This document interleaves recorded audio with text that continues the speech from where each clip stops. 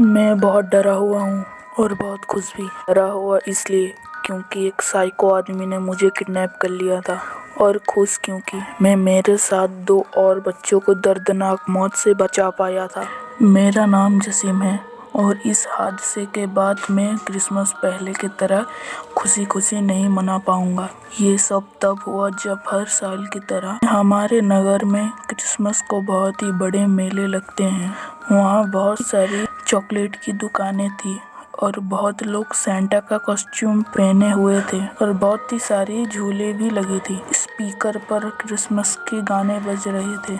मैं पूरा माहौल को देख के बहुत खुश था। मैं एक कैंडी के स्टॉल पे गया, लेकिन बहुत ज्यादा भीड़ होने के नाते मैं उस भीड़ से धक्के खा के वापस आके एक बड़े पेड़ के नीचे वाली एक बेंच पे आके बैठ गया। मैंने बस एक ब्लेड वाली किचन खरीदी थी और वहाँ हम न्यू थे तो मेरे कोई दोस्त वहाँ नहीं थे। मेरा मूड थोड़ा खराब था, पर तभी कुछ ही सेकंड के बाद मेरे पीछे से किसी के आते हुए सुना। जब मैं पीछे मुड़ा तब एक चेहरा मेरे सामने आया। लगता है तुम क्रिसमस कुछ खास एंजॉय नहीं कर रहे हो। फिर वो आदमी मेरे साथ आके बैठ गया। वो एक उम्र वाला बड़ा आदमी था। उस आदमी ने एक छड़ी पकड़ी थी। उसकी आंखें जैसे बाहर ही आने वाली थी।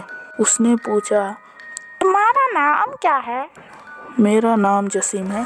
और जैसे जैसे हमारी बातें होने लगी, उसने मुझे बताया कि उसके पास ढेर चॉकलेट है और खिलौने भी, जो कि वो खुद अपने हाथों से बनाता है। पता नहीं मुझे क्या हुआ, लेकिन मैं उसके साथ चलने लगा। मैं उसे मना कर दिया होता, लेकिन शायद मैं बोर हो रहा था, इसलिए मैंने उसे चलने के लिए हाँ बोला। करीब 8 मिनट चलने के बाद वो एक बड़े घर के सामने आके खड़ा हो गया। हालांकि घर बहुत बड़ा था, लेकिन मुझे वो सुनसान लगा। उसने दरवाजा खोला। घर के अंदर अंधेरा था और बहुत ही बदबू आ रही थी।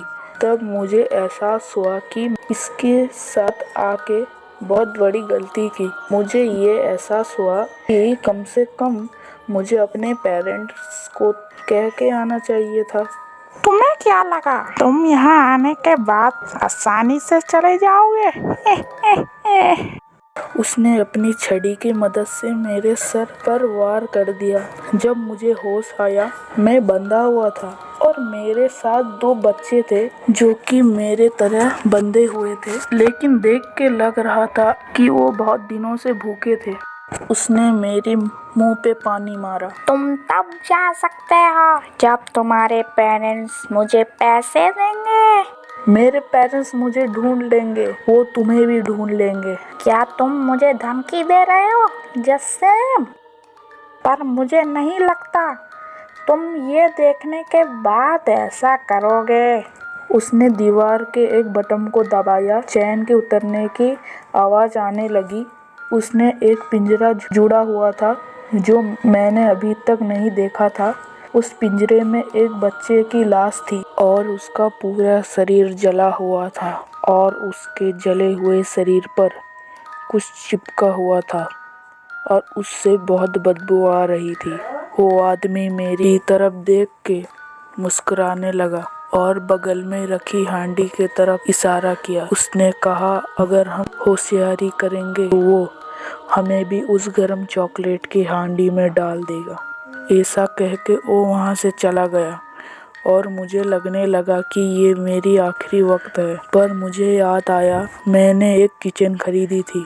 मैंने एक भी टाइम लॉस नहीं करते हुए अपने पिछली जेब से किचन निकाला, रस्सी को काटने लगा। 2 मिनट तक लगातार कोशिश करने के बाद मैं कामयाब हुआ। मैं वहाँ से भागकर खुद को बचाना चाहता था, लेकिन मैं उन बच्चों को भी बचाना चाहता था। मैं उस उबलती हुई हांडी के पास गया और कपड़े का एक हिस्सा उसमें डुबाया।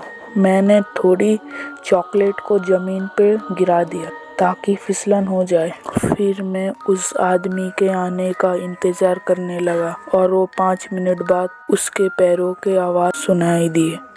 मुझे अपने जगह ना पाके वो चिल्लाने लगा। मुझे पता है तुम यहीं पे हो, क्योंकि मैंने दरवाजा बाहर से बंद कर दिया था। जैसे ही उसने मुझे पिलर के पीछे से मुझे देखा, मैंने पूरी ताकत लगा के उसे धक्का दिया। उसका पैर फिसला और वो चिल्लाते हुए उस हांडी में गिर गया। उसकी पूरी चमड़ी जल गई थी और मैं वहाँ खड़ा होके उसको मरते हुए देख रहा था। देर बाद वो मर गया। फिर मैं कोई खिड़की ढूंढने लगा ताकि मैं भाग सकूं और उन बच्चों को बचा सकूं। किस्मत से वहाँ एक खिड़की थी और मैंने उसे तोड़ा और मैदान से भागने लगा। मेरी माँ मुझे ढूंढ रही थी और जल्दी से मैंने सब बताया और पुलिस को फ़ोन लगाया। पुलिस ने उन दोनों बच्चों को बचा लिया।